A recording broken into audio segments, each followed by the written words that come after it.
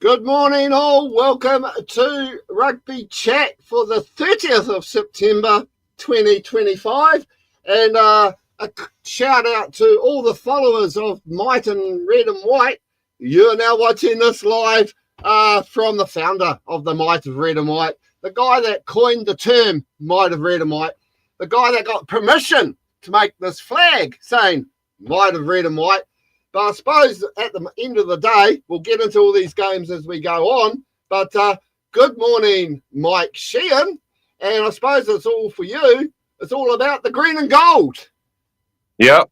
The green and gold army's marching on. Another good one on the weekend. And, pretty much locked in a home semi. So we'll just wait till 5 o'clock Saturday and find out who we're playing.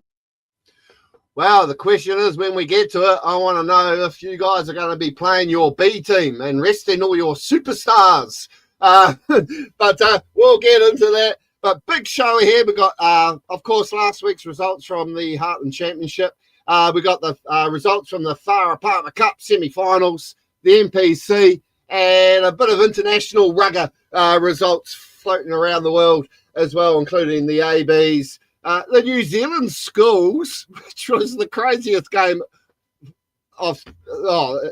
for ages, and of course the Black Ferns. So we'll just jump straight into it, and I know what a lot of the people here will be wondering is, well, let's just jump into it and go. If I can find my right piece of, I'll go that side. So if you haven't read it, jump onto the Might of Red and White page. It's sitting there. Article by Brendan McCann in the Greymouth Star. And it just talked a lot of rubbish. Literally, there is still a lot more to come on this with what's happening on the West Coast. And I'm not at all bothered about throwing this out in the world. I've already been asked on national radio about it. I have made my points clear. And, so if you want to watch a soap opera, Mike? Yeah, it's a ugly chapter for West Coast rugby. It needs to be addressed fast. It needs to be investigated thoroughly and transparently. And accountability needs to happen because I also think Troy deserves to tell his side of the story as well, because there's two sides to every story. And that is so true. And the thing is, people, we're not, we're not totally saying Troy is an innocent factor here, right? We're not saying any of that. But the thing is, as the old taxi cab, the taxi cab analogy goes, he is about the fourth or fifth cab on the rank. There are a lot of fish heads above him that should be taking the blame, and for them to be so coy about who was playing against Thames Valley last weekend just goes to show you how gutless they are to tell the fans of West Coast what's happening, because we ended up with a different coach. They ended up only using 20 players. And literally, as you saw, I won't mention the name, but as you saw, I was on the phone with a CEO and I was questioning a first-class match in New Zealand must consist of 23 players. So there's another issue that West Coast need to look at. They only used 20. So, hello, about time we got some real answers and not this smoke screen that is going around the place. But enough of that. There's plenty more to come, and we'll bring it to you. So we'll go straight into it, and we'll look at last weekend's results anyway, because that is what matters, the rugby. And, your boys, 47-43, you snuck out of Gisborne by doing a bit of a ram raid on the Weka. It was a great game. The Weka came out of the blocks firing, absolutely hissing, and put 19 points on us early within the first 15 minutes. But the boys dug deep, and we managed to claw it back, and the Weka got 2 tries in the last 10 or so minutes. But good game of rugby. I think we were very, very lucky to win it, but we get the 5 points and walk out of Gisborne, still top of the table. walk out of Gisborne onto a bus and then off back to Auckland, I'm guessing, because that's what I heard, which is crazy again. But good on the Hammers for getting that, and good on Poverty Bay. They picked up a couple of bonus points. We'll look at the table in a moment. Then we had the live game on the television, which was North Otago, South Canterbury. And I'm sorry, but I have to say this. I very rarely call out referees, but there was some dubious decisions in that game, especially after a North Otago player got totally taken out without the ball. Cirelli Massey picked up the ball, ran. It was a great try. He ran the length of the field to score, but there was that decision. There was a head-high decision against North Otago that wasn't called. But the Old Golds did what I didn't think would be possible, to see South Canterbury lose to two Hannon Shield teams in the same season. First time for a long time. Yeah, game of the round this one. I thought this was an excellent game. North Otago played out of their skin. Their 9, 10, 12 and 13 combinations are absolutely hissing, and yeah, that's going to be something we're going to have to look out for this week, because yeah, it's going to be a humdinger at the showgrounds. North Otago got nothing to lose, and we've got everything to gain. So, but yeah, the turnaround by Ralphie Darling's Old Golds was nothing short of phenomenal. Yeah, no, it was, and they've been playing well. And remember, I had them in my top 4 this season, so I'm feeling quite happy at the moment. But both of those teams are still there in the top 4. You never know, we might see this game again, and I don't know. There's so many differences that could happen. But anyway, over to Westport, and we had the battle for the wooden spoon, and the Buller boys. Woohoo, Buller. See, Buller, Buller, Buller. That's my scarf on today. Finally got the win, and a close win at that over Ngāti Pro East Coast 21-19. I said on Gold Sport Radio this morning, I don't know what's happening in Buller at Westport, but they could have beautiful weather, and as soon as we get to a kickoff, the weather packs up. It's happened in like 3 of their home games so far this season. But East Coast and Buller, you know, you expect a tight game from the bottom 2 teams. What did you did you see any of the highlights? Yeah, I've seen some highlights. I thought East Coast were unlucky to not to win that game. I think Buller head coach Craig Adams will be wrapped with it. First win on the board at home in front of his home fans, and yeah, his focus will be switching to a great clash this coming weekend. Yeah, certainly, and I'll tell you what, we've got plenty to talk about on that one. But then, of course, we head up the road just from me to Levin. Horowhenua Kapiti against Wairarapa Bush for the Bill Osborne Taonga, and well, with about 3 minutes to go, Wairarapa Bush actually took a 21-19 lead after scoring a try. I think it was to Sam Walton Sexton, who's been leading the way in the Kirkpatrick medal standings. But then Horowhenua got a late penalty, and well, Squeaky Bum got home and defend the Bill Osborne for the summer to get up 22-21. That sent Wairarapa Bush, I believe, from about 3rd place down to 6th. Yeah, that was a game that Wairarapa needed to win, and it just shows how much movement in the table when teams don't win like that. Full credit to Horowhenua Kapiti, they deserve that win, and they hold on to the Bill Osborne for, I believe it's the summer, is it? They'll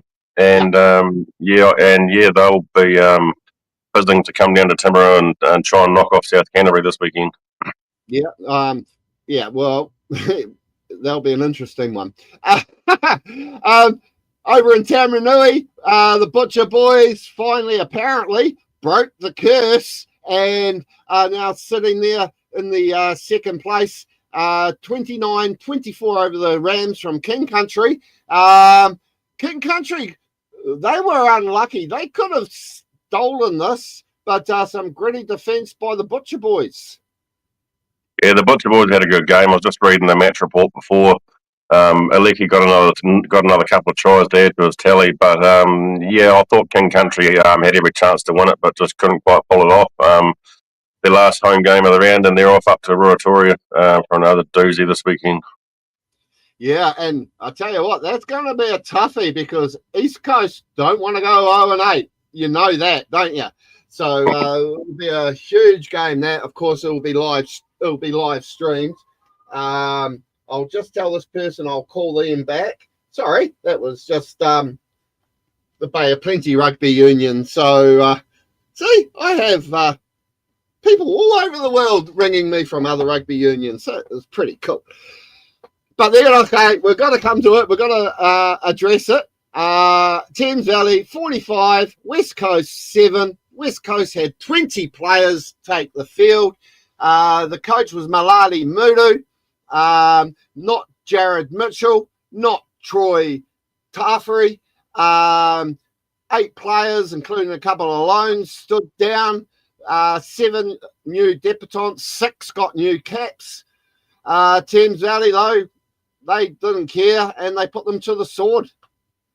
Yeah, clinical win from the Swamp Foxes. I don't think it really made a difference what team West Coast would have fielded. They probably still would have got beaten anyway because the Foxes are flying. So yeah, I've got them in my top 4 going forward. Yeah, well, a couple of quick notes here. Good morning, Clarence. Good morning, everyone. How's things? Awesome, Clarence. And because you remember last week we had some white bait on this game from Mr. Josh Flavel from Four Square Friends, Joseph Glacier. Again, another free advert. I've got to start charging him for all these adverts. But no one picked the score. So, straight from Mr. Flavel, the white bait is up for grabs for the Rundle Cup fixture, lads. So, there you go.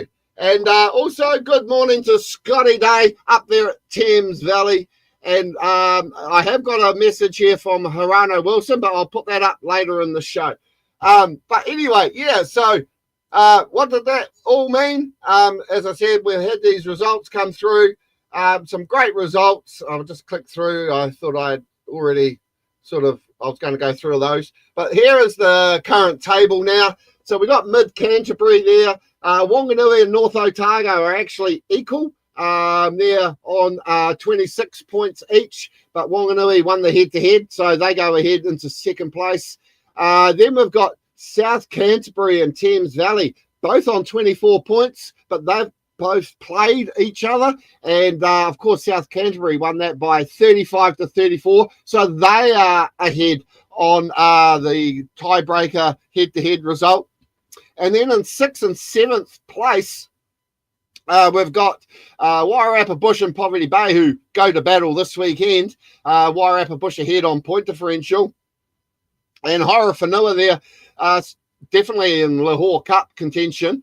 And even at this stage, Meads Cup contention, believe it or not, on 21. And it's sort of like playing for pride. So we got King Country taking on East Coast this weekend. And, of course, we got Buller taking on West Coast. So, it's very, very close. So the thing is, the reason I'm just quickly bringing this up is these are the stats. And it is very interesting reading when you look at it. This is the stats for every match played in Heartland Rugby since 2006. And look at that top 4.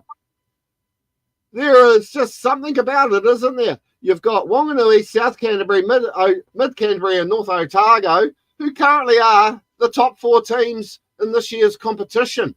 The only blip in this whole table is that Buller, when they were flying high, and as Solomon Boyer would say, get up the mighty Buller. Well, they are in 5th place overall, but unfortunately this season they're down in 10th, not 11th, sorry. And it just goes to show that the power base in Heartland Rugby is very consistent. Yeah, it's been consistent over a number of years now. Unions have been performing year in, year out. Obviously, they've going back 2 or 3 years, there was a lot of teams that kept their core squad over a number of years. For example, South Canterbury, Wanganui, and now that's kind of dissipated. There's a lot of new people coming through, but it's good to see that it's still round about the same. Well, you'll be happy to know on the overall standings, Mid-Canterbury have actually climbed a place on the percentage points above North Otago. So now you're the third most performed team in Heartland Rugby. So congratulations on that. Oh, only by what? 0.6% win rate. But hey, I'm sure you'll take that. So, yep. So this weekend we've got, and we'll just quickly run through it and then we'll go through the games, highlights of the games. So we've got, as I said, Ngāti Pro East Coast taking on King Country at 2 o'clock. Wairarapa Bush will be taking on Poverty Bay and Masterton at 2 o'clock. We've got the Mid-Canterbury North Otago game on Sky Sport at 2:05. And apparently there will be a live stream from Mid-Canterbury as well, which is unusual because normally if it's on Sky, they're not allowed to. Then we've got South Canterbury taking on Horowhenua, West Coast taking on Buller for the Rundle Cup, and then Wanganui taking on Thames, which will be an interesting thing. And, of course, going into all of that, Mid-Canterbury secured. Doesn't matter what happens, home semi-final in the Meads Cup. So congratulations to you and your Hammers, Mike. Yeah, it's pretty cool to have a home semi in Ashburton, and hopefully we get a good crowd. Yeah, and I'm sure the wind will be a-blowing like it normally does. But then, as you can see, there's 7 teams still in the hunt. They could be Meads, they could be Lahore, they could be Lahore, they could be Meads. The only teams that know that are just playing for pride are King Country, Buller, East Coast, and West Coast. So let's just jump straight into it, and we'll go to our first match, and it's East Coast taking on King Country. And the stats don't look good for East Coast. They've played 16 Heartland games. They've only won 3. King Country have won 13, an average score of almost 40 points to 20 to the King Country Rams. And as you can see by all the red, it's been a long time between, well, they won back in 2023, but that broke almost an 8-9 game losing streak against King Country. And then the sort of universe was thrown up again last season when King Country defeated them 34-31. But since 1961, East Coast have only won 4 games. They're in for a tough battle. Yeah, they are. The Rams will be looking to finish their season on a high. Big kick up to Ruatoria. I think they should win comfortably, and they should do it by at least 20 points, I'm picking. Yeah, well, I do love the Rams, but I do have that soft spot for East Coast. I really, really do. And I do wish them a huge game to I like to call him my captain, Hone Harawera and team. I'm going with my heart here. I'm going with my, silly beliefs. But I'm going to go that East Coast, too much mana, too much pride, and they'll get up by 3 points. What do you reckon? Oh yeah, someone's got to throw a curveball in every now and then, and I guess you've just done it. Yeah, why not? Hey, why not? Why not? Could end up having a certain team bottom of the table. Just saying. Okay, so then we head over to Wairarapa Bush. They take on Poverty Bay. Basically, the winner here will get a crack at the Meads Cup, depending on other results, of course. 12 Heartland games. The Weka is literally leading this 7 games to 5. They have been playing quite a lot of rugby between each other in recent times, with Wairarapa Bush taking out the last couple of games. 2022 was the last time Poverty Bay won. But they haven't won. Oh, how can I put it? They haven't won in Wairarapa for quite a while. I think it's 2014 they last won in Wairarapa. Wairarapa Bush, they'll be hurting after last weekend. It's for the Jeremy David Memorial Cup, who played for both teams. You went first last time. I'm going to go first this time. I'm going to say Wairarapa Bush to win by 12. Yeah. I'm thinking Warrior Bush will be too strong for the Weka, but it wouldn't surprise me if Weka got up and won it, if Poverty Bay got up and won it, going on their form coming into the game from last week. But yeah, it should be a straightforward win for the Bush boys.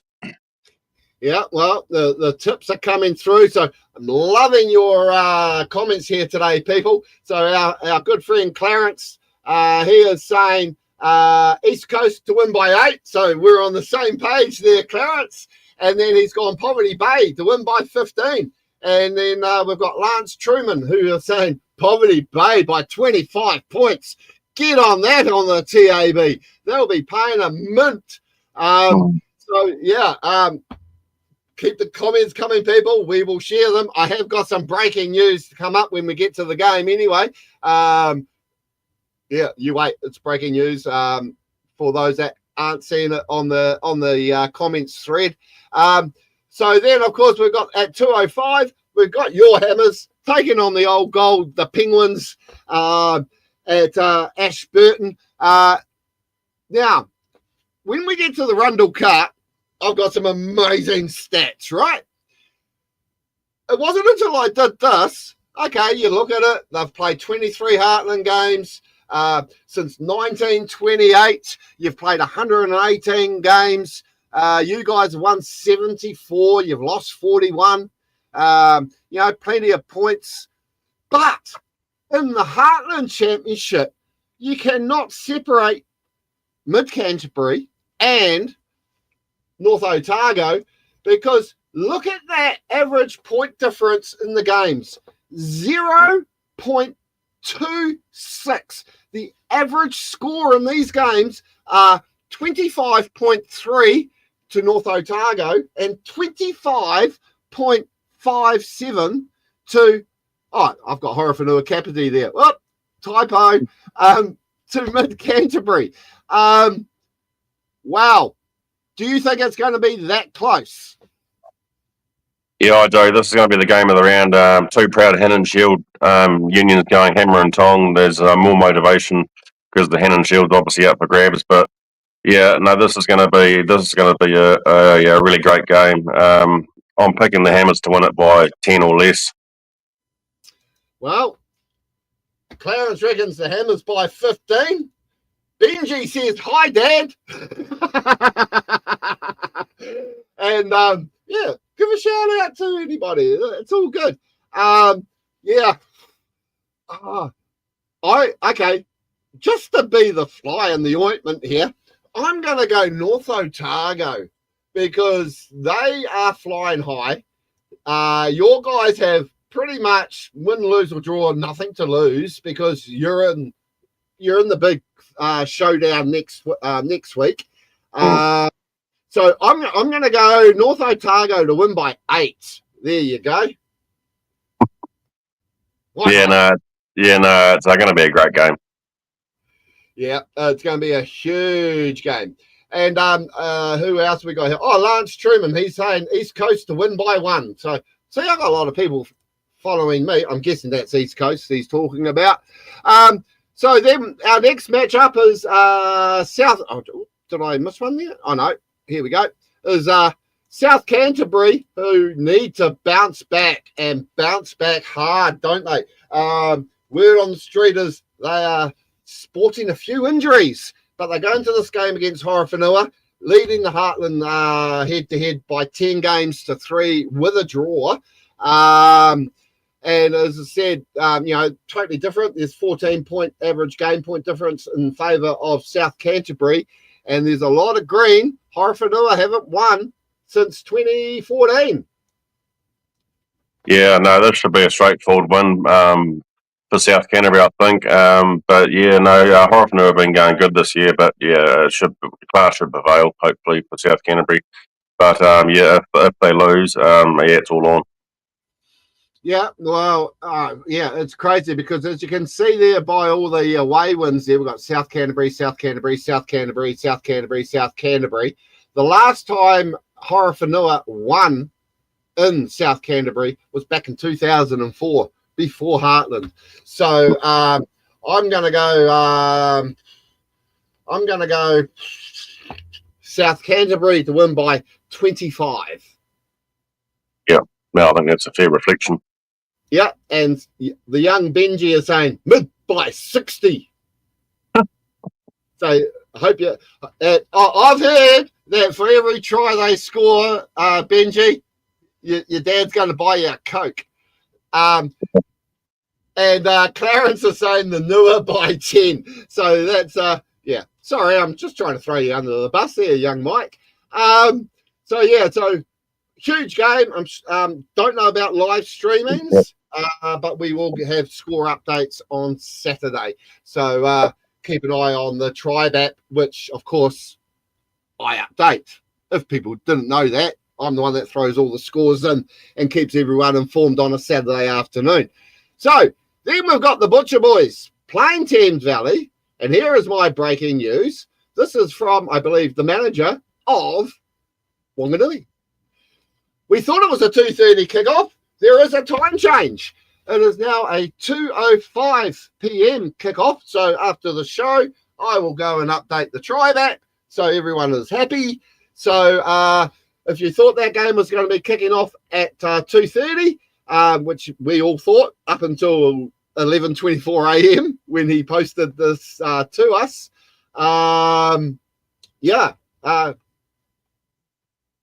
will that make a difference to how the other teams play later in the day?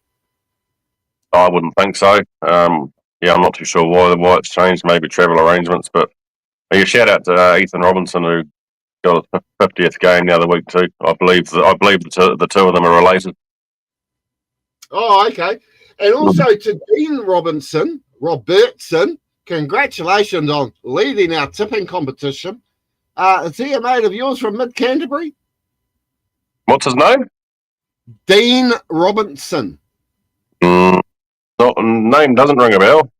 Yeah. Oh, anyway, he's got an 18-point lead going into round 8 on our tipping comp. So well done to him.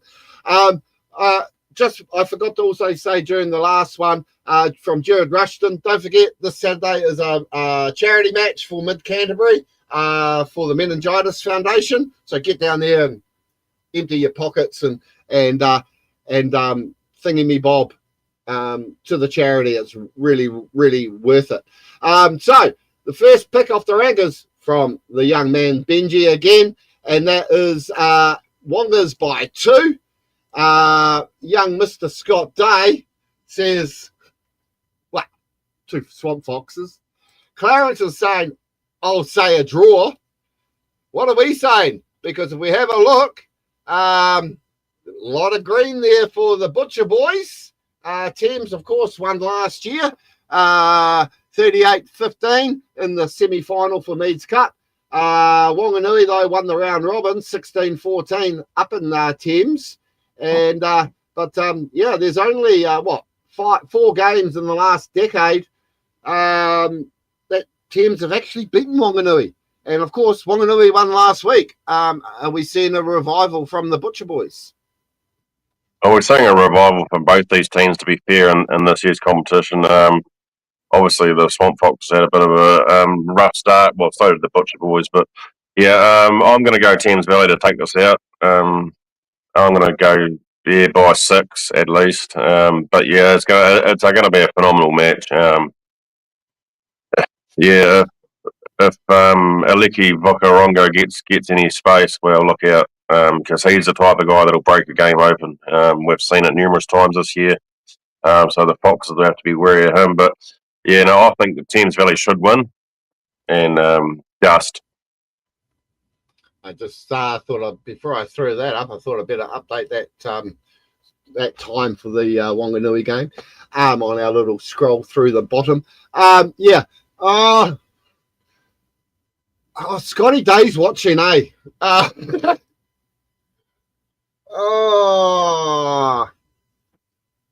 think it will be close.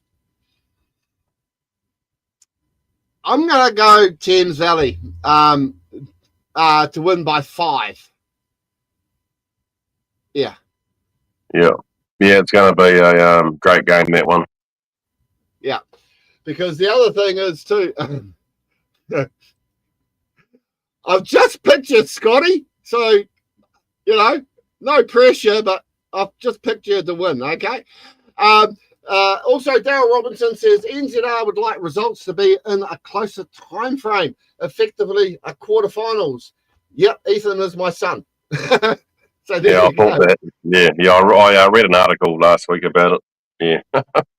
Yeah, so I mean that is true. I mean we're already calling it the quarterfinals because basically all bar mid Canterbury North Otago game. Well, if North Otago win, then yeah. But literally all those top 8 teams playing each other. As I said, the winners in theory will be Meads. The losers will be Lahore. And also to Scotty Day, love hearts back to you too, brother. Watched your show the other day. It was good. Now, where are we heading to now? We are heading to, the big game. So, all of a sudden, we've got the Buller by 10. So, we have got the West Coast, the Might of Red and White, taking on the Buller boys. Woo, Buller, Buller, Buller. At John Sturgeon Park. At this stage, I believe the game is still on at 2:30. In Heartland, believe it or not, the Buller boys lead 11 games to 7 over 18 matches. The average score between these guys in Heartland is a differential of 4.5 points in the match, average points for and against. So 25-20 to the Buller boys. So it's all looking good, right? But then, if we look at history, and this is why I love West Coast. This is why I love Buller. This is going to be the greatest head-to-head in world rugby. They've been playing butting heads since 1896, 223 games, 106 to Buller, 106 to West Coast, 102 to the Buller boys, 15 draws, and in this 129 years, there's only half a point, which got probably blown out by 0.1, right, between these two teams, because there is a result there, which I've already been told to get rid of. But, hey, they played against each other in a pre-season game. That's why it's a bit sort of blurred out, right? That's why I haven't given it a real green win. But, West Coast, holders of the Rundle Cup. It's the second oldest trophy in New Zealand for provincial unions. They've been sharing it around over the last few years. Buller had it back in, where are we? Back in 22 and 23. West Coast wrenched it off them last year up there at, in a close match, 20 points to 17. A game Buller could have won. Right. Let's hear your tips. Buller by 10. Benji's going Buller by 13. Yeah, I think. Yeah. Buller boys by 10. Yeah. I actually watched one of those games when they played the Rundle Cup at Apollo Project Stadium a couple of years ago. That was a part of a triple header. I think West Coast won it that day, maybe. I can't really remember, but it's one of the great fixtures of the coast. Been around a long time, but I think Buller should win. But it'll be it'll be interesting to see. It'll be interesting to see what sort of team West Coast field this week. Yeah, that was, I believe, the game in 2022 where Buller apparently weren't going to win, and they were down at half time and stormed back, and it was the main game for that triple header, which was meant to have taken place a couple of years earlier, which I had tickets to. I had bought plane tickets, return trip, Wellington to Christchurch, $50 it cost me. This time I was going to go down, and it was going to cost me $400. Well, in a space of 2 years, I went from 50 to 400. So, of course, I didn't go.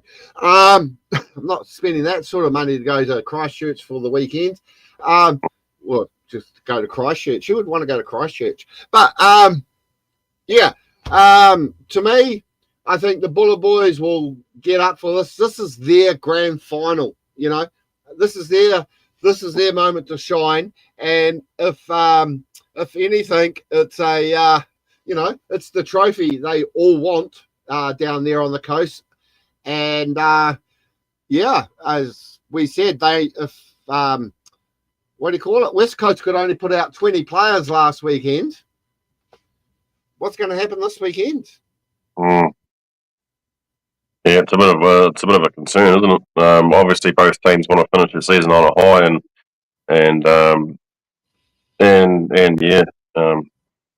the Rundle Cup's that game.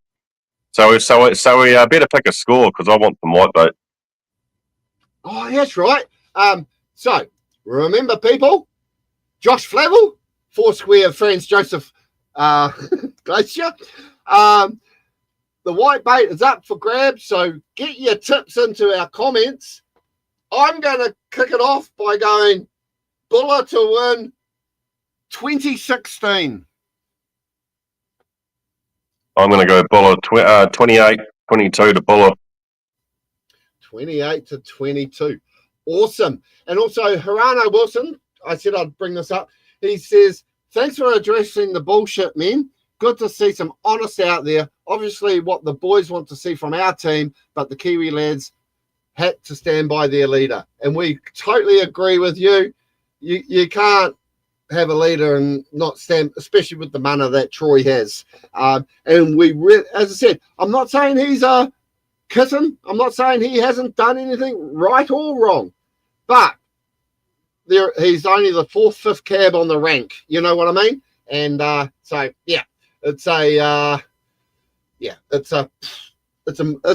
well, I'm just going to say it. It's a total mind fuck, you know, the whole storyline and the smoke screens we're getting out of the West Coast boardroom. Okay, 28-22 to you. I said 2016 to me. Get your tips in because we would really love to see, as again, I will just re-point out, if I can find the bloody comment now, before he deletes it, Josh Flavel send out a special parcel up here to Wellington of some white bait, because I tell you what, I had Wayne Reynoldson with me watching the North Otago game, and he is saying to me that in Oamaru at the moment, white bait fritters are going for $20 each down at the waterfront. And daylight robbery, isn't it? Oh, I say good on them, you know.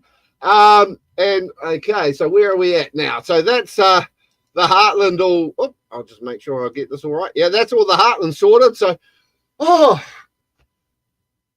34 minutes of Heartland rugby. Where else do you get that in the world? Yeah, no, it's the people, as Isaac Boss puts it, it's the people's rugby, the Heartland Championship.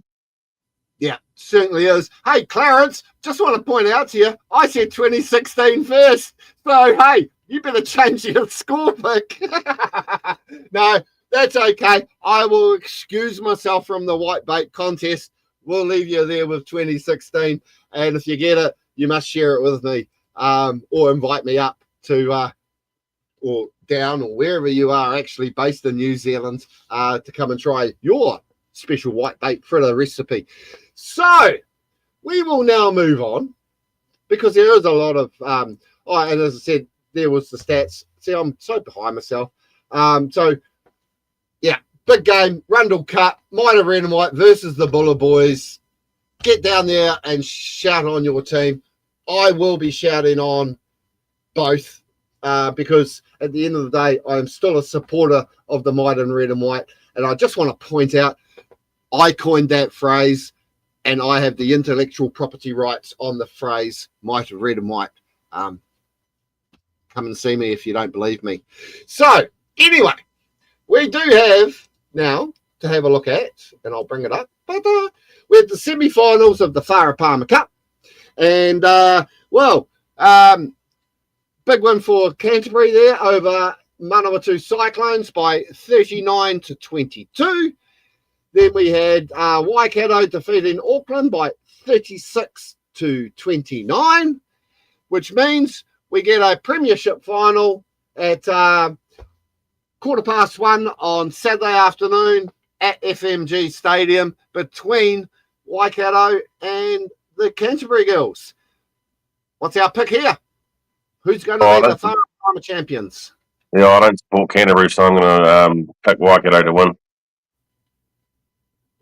Only because A, it's a home ground, and B, I've mentioned it many times before, my whānau is buried behind the grandstand. They are. I've seen the tombstone. I'll have to go the Mooloos.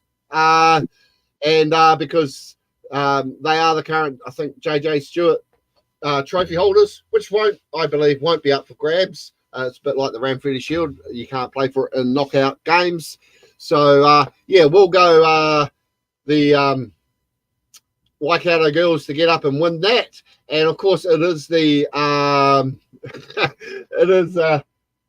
curtain raiser to the Waikato Northland game. And the reason I just laughed, he goes, I'll give you some fried bread. So thank you, Clarence. So big game ahead. Catch it on the old TV, of course. So then we head to the NPC. Auckland's tale of woes continue with the charity game with the jerseys, which were going for $300, $400, $500 each on Trade Me after the game.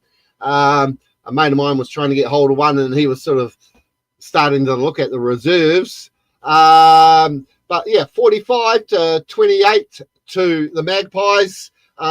Huge win. More season of misery there for Auckland.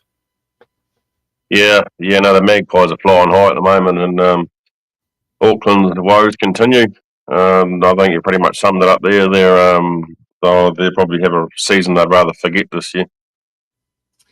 Yeah, well, and I'll just throw it in there before it gets lost in all the comments, because we're getting inundated with comments today. It's great. Clarence is saying Waikato to win, so he's just following everything I'm saying. So well done, Clarence. Okay, and then of course in the next game, wow, I thought a cricket score was going to be posted here. It was what, 40-odd points, something to nothing. And then Michael Mason decided to score himself a hat trick and become the most highest try scorer for Southland on, I think it's 18 tries now. But Tasman held on and got the win down there at Invercargill, 55-38. And at halftime, ex-CEO of Wairarapa Bush, Tony Hargood, who has started his brief walk through New Zealand, visiting all 26 union grounds, currently on his way to Dunedin, is now batting 100 because he managed to kick his first goal at halftime. And well done, Tony. Yeah, probably not the result Southland would have wanted at home for their last game, but yeah, full credit to Tasman, and David Harville can shove his boot finger where the sun don't shine. Yeah, wow, yeah. Oh, and then just a quick note, I did notice this morning that he's on his way now to Dunedin. He's expected to be there on Monday, and then he goes, oh my God, it's only Tuesday. So he's got a nice 200-kilometre walk, because he's literally doing the walk. So big ups to Tony and his crew that are supporting him. But follow his Facebook page. He had some great interviews along the way, meeting grassroots people. So anyway, the Ranfurly Shield gets to stay in Otago for the summer, 41-26. And I mean, Liam Coltman, what a legend. 100 games, and he wins the Shield. Yeah, no, congratulations on his 100 games. He's an absolute legend of Otago rugby, and it's good to see that they've locked it away for the summer. There would have been a few too many beers consumed on after that game, and I see they took it all down Castle Street and went to House 660 and all that sort of stuff. That's pretty cool. But wasn't 660 there playing music? Yeah, I do believe they were. Yep. I mean, how much more student-fied can you get? I mean, just another great chapter for the Ranfurly Shield, and I just think that's just bloody awesome, because it's what New Zealand rugby really needs at the moment. Taranaki, Well, they've finally put the nail in the coffin of my mighty, mighty Lions. The Gormburger for 2025, 39 points to 20. I'm just going to say, disappointed. It's about time the Lions got a few cubs in there. Yeah. I was thinking about you when the Lions were getting drummed by the Bulls, but no, it was a good performance by Taranaki. They needed to lift their game, and they've done it. But commiserations to your Lions. I'm sure they'll be back better next year. But yeah, so it's all about Heartland for me at the moment. Yeah, well, the thing is, there's a lot of Lions there long in the tooth. So, as I said, it's time to ship them out, ship in some new talent. And, of course, if they ship in a new talent next year, that's a rebuild. So I'm not actually expecting anything. And hopefully that will come back and bite me on the bum. But I'm not expecting anything from them next year as well. Maybe a playoff spot. Maybe. Okay. And then, of course, counties starting to give Northland a run for their money as one of the top teams north of the Bombays. 48-24 at Pukekohe over Manawatu, who started really well this year, but have just fallen off the pace. Yeah, geez, didn't counties play well? I was actually picking Manawatu to win this, but counties come out and blew them away. To be fair, yeah, no, and then of course Bay of Plenty back in the winner's circle. This was a huge win, 41-5 over Lima Sompawanga and the team for the Chiefs Cup up there at Taronga Domain. Are we going to see the Steamers in another final? They do play Wellington this weekend. Wouldn't surprise me if they can beat Wellington. It's all on, but I'm not too sure where Lima's hiding there. He's been pretty prominent on social media for the last week, taking the piss out of Otago rugby, and then it's just all come back on him. I don't know, but well done to the Steamers. And we'll everything will be sorted out this weekend. But then we finally have a draw. 19 all. I know you were all over this. Give me your report. I thought the Taniwha should have won it. To be fair, I thought Canterbury played like a pack of kinder kids at times. I'm not too sure how Andrew Newstubb could miss that conversion, that penalty in extra time, but that was the difference. And she's a stalemate. So both teams have to go back to the drawing board, I guess. Yeah. Now, what is your thoughts on this Golden Point sudden death extra 10 minutes? Because have we not been talking about player safety for the last 5-10 years? And now they're saying after they've been bashing each other for a 19 all, let's give them 10 more minutes. We'll give them a 5-minute cool-down period and then throw them back out on the field for 10 minutes. Yeah, well, we saw when King Country and West Coast went ding-dong in the Lahore Cup final, that went to extra time, and the photos and the images of playoff reserves coming back on, players absolutely gassed, out on their feet, cramping up. We need to do better. I'm not a big fan of the rule, but yeah. For finals, I can understand it, right? But for round robin, get rid of it. Take the draw. That's what I say. It could have changed the whole table completely. And a young fella here to get out of there, Dad, Canterbury should have won, man.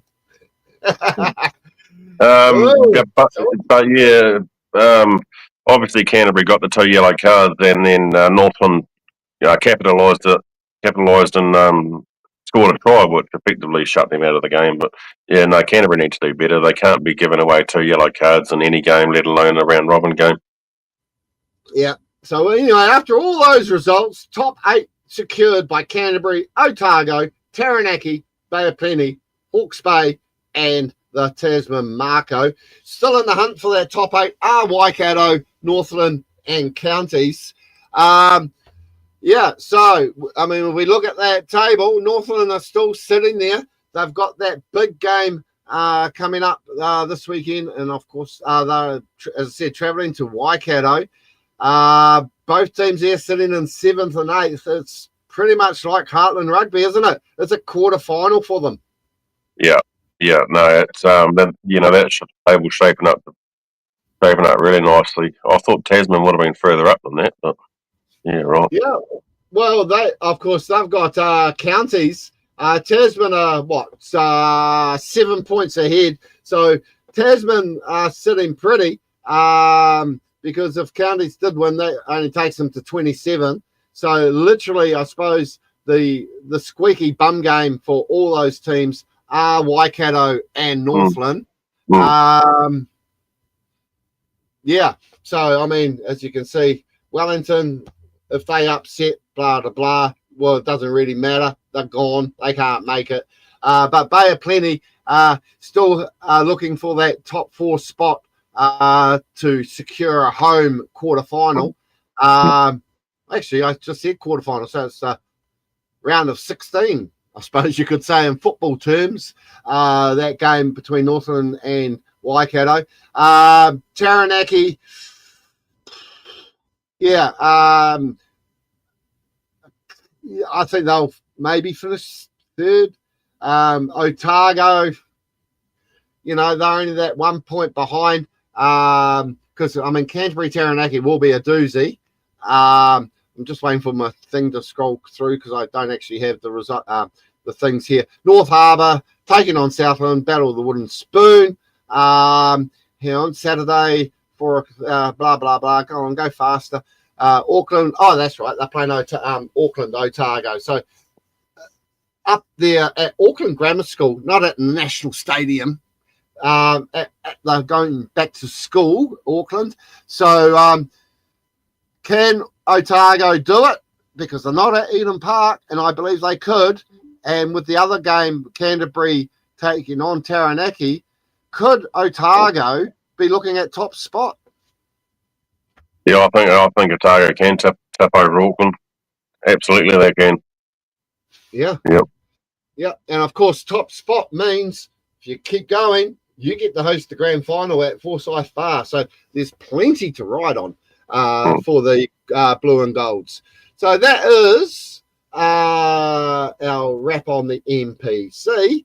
And then, of course, we can't sort of not go by the Black Ferns. Great performance. Only dropped one game at the Rugby World Cup.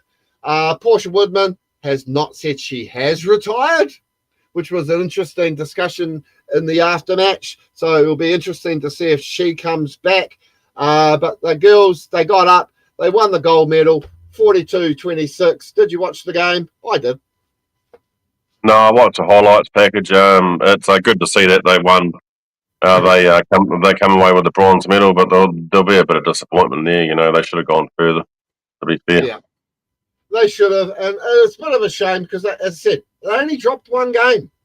But, and of course, England came through, became world champions, and now they're sort of like the best in the world. But, hey, they've won 62 out of their last 63 games now, and the only one they lost was the World Cup final here back in 2022 or whenever it was, the postponed last World Cup. So, so congratulations to England. Well done to the Canadians and so forth. Right. Before I talk about the All Blacks, we've got to talk about this. 81-48 in the Trans-Tasman Schools game. What? Bit of a drubbing, wouldn't it? Well, are they not teaching these guys how to set up play the phases, set up mauls? They were just all trying to play like Harlem Globetrotters. I mean, that's a basketball score. Yeah, I didn't actually know this game was on. I just managed to come across the score and the highlights afterwards. But yeah, no, it's a total drubbing, and and it's probably not something that they can be very proud of, to be fair. No. scoring 48 points and then still getting beaten by 80. Yeah, so I had to bring that up. I really, really did. And of course, we have the Bledisloe Cup. It's still staying here in Kiwi land, 33-24. I picked us to win this by 12 points with Smithy on the Sport Nation. So 12 plus 24 is 36. I'll take that. Yeah, no, that's a it probably wasn't a convincing win, but some will say it was a convincing win. But we didn't come out of it injury free, so there's going to be a few changes going forward. Yeah, there we go. Going forward, obviously Bowden Barrett's going to be out for a while, and Ethan de Groot will be 3 weeks as per HIA protocols, I'm guessing. But yeah, we'll just move on to Perth. Yeah, well, move on to Perth. Yeah, we'll see. I'm guessing, what's his name? Damian McKenzie will be the starting halfback. Starting first 5 with Ruben Love coming off the bench. But we will end the show by giving a round of applause to this gentleman. Spent plenty of time doing his time up there in Japan land. Coming back, doing wonders at Otago. And, wow, All Blacks 15 coach for the rest of this year and all of next year, Mr. Jamie Joseph. Is he being lined up for the AB's job when Razor finally calls it quits? Yeah, that wouldn't surprise me. Congratulations. That's a massive achievement. He's gone overseas. He's done his time, which is a prerequisite of being an All Blacks coach. You must have international experience. But yeah, I do believe that he will fit into the All Blacks fold somewhere. Very much so. Oh, I know. I just think it's absolutely wonderful that he's, 30 years ago playing for the ABs. Now he's right in the mix of it all and stuff like that. So our comments do keep on flowing. Benji again. Barrett is ruled out. It's D-Mac's time to shine. Okay. It's not like we've got a lot of choice at 10, have we? Oh, you might have to send him off to the psychiatrist because he goes, if he doesn't start, I'll crash out. Well, sorry, Benji, but yeah, he's the next cab off the rank, as we've said, and previously in the show today. But yeah, I mean, hey, the comments we've had today have been nothing but awesome. And I mean, how good is it that, we can be here with all the trouble that is going on at the West Coast? It does not mean I hate them. I still love them. I've still got the players commenting to me privately, everything like that. The only people we have not heard from are the ones I called out 2 weeks ago. I mean, I suppose that just goes to show you. I mean, Buller, it's a huge game this weekend. So it will be interesting to see how that all, pans itself out. But how good is it that we get to round 8 and we've got true quarterfinals in Heartland Championship? Yeah, it's great.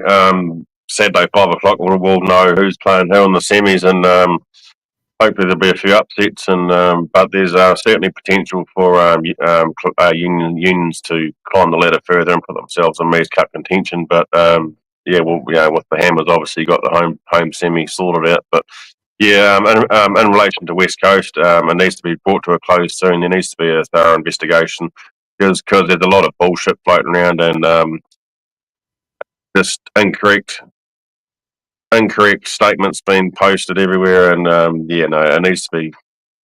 It's probably a good thing that it's been investigated independently and not by the union themselves. But yeah, we'll just have to wait and see, and hopefully all the facts come out and are made public so it can put all the bullshit to bed. Yeah, well, talking about that bullshit, it's interesting reading that article how they've already come out and made a decision on what they were doing before apparently the investigation is completed. You know, nor do you wait before you make a decision on anything. As I said, if he's guilty, fine. But, you know, apparently several weeks ago, I've got from a good source, Josh Costello and John Canning knew all about it. So that's all I can say. I'm hoping to get a copy of that text thread, put it that way, because that would really throw a cat amongst the pigeons. But otherwise, that's our show for the day, another good hour. Anything you want to say to all our thousands of fans that have been watching us? And welcome again to the people watching this for the first time on the Mitre Red and White Facebook page. So get along to it and give them a follow. Yeah, just get out there and support your unions, make plenty of noise. And yeah, see, coming to the crunch end of the season, there's going to be a few disappointed people after this weekend, obviously, with their unions not making respective finals, but it's just the way it is. Yeah, just get out there and support your unions and support the food vendors at the grounds and, up the mighty men in mid. Sorry, I had to laugh then because you'll be one of the first, you'll be sending Benji in 3 or 4 times as one of the first 200 kids at Ashburton, won't you? So you can get your free Kelsey Yum and bag of chips. Oh, I'm actually debating whether to go out there, but I made Donny Bell a promise that I'm going to catch up with him because obviously he's commentating the game this weekend. So I might watch the game at home and then go out with 15 minutes to go and catch up with him and have a beer with him. So it's going to be great. Thank you for reminding me that. I will send him all the updated stats so he's got something to chat about during the commentary. Okay. Oh, well, that's us for the day.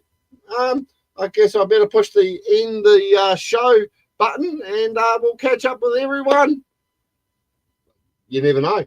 Might be tomorrow. Might be next week. But anyway, catch you all later. See you later, mate. Okay.